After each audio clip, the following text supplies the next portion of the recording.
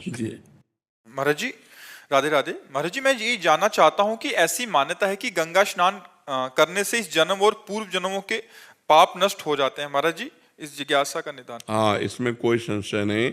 स्नान तो बहुत दूर की बात है।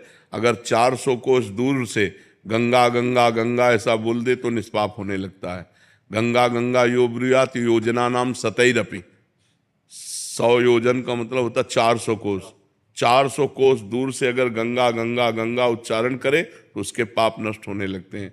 तो गंगा पापम शशि तापम दैन्यम कल्पतरुस तथा। कल्पतरु गरीबी का नाश करता है, चंद्रमा ग्रीष्मता का नाश करके शीतलता देता है, गंगा पाप का नाश करके पुण्यमय बना देती है। ये तो पक्का बात है कि गंगा स्नान से पाप नष्ट होते हैं, पर पाप की प्रवृत्ति नहीं, इसीलिए लाभ नहीं मिल पाता। समझ पा रहे हो? गंगा स्नान से पाप नष्ट होते हैं पर पाप की प्रवृत्ति नहीं। भगवान के भजन से पाप की प्रवृत्ति का नाश हो जाता है।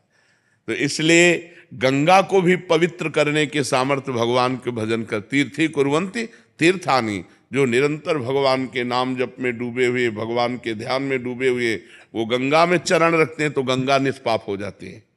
गंगा पाप हरण करने में परम समर्थ है, इसमें कोई संशय नहीं, पर पाप की प्रवृत्ति नहीं। पाप की प्रवृत्ति का नाश होगा अध्यात्म भजन के द्वारा। जब तक चित्त भगवान में नहीं जोड़ोगे तो गंगा नहा के आए और फिर पाप कर लिए तो लाभ क्या मिला? हाथी का स्नान, हाथी जैसे स्नान करके आया और सूंड में रज लिया, ऊपर डाल लिया, तो स्नान का मतलब क्या रहा? गंगा नहा के आए फिर पाप कर लिए, फिर गंगा नहाए फिर पाप कर लिए। तो वो बस वैसे ही है, स्नान किया और लौट गए धूल में, तो वो बस।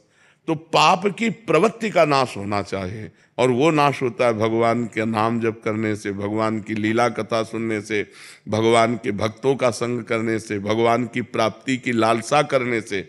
और जहाँ पाप की प्रवृत्ति नष्ट हुई तो आप जहाँ भी हो गंगा के समान पवित्र हो, गंगा के समान पवित्र करने वाले हो।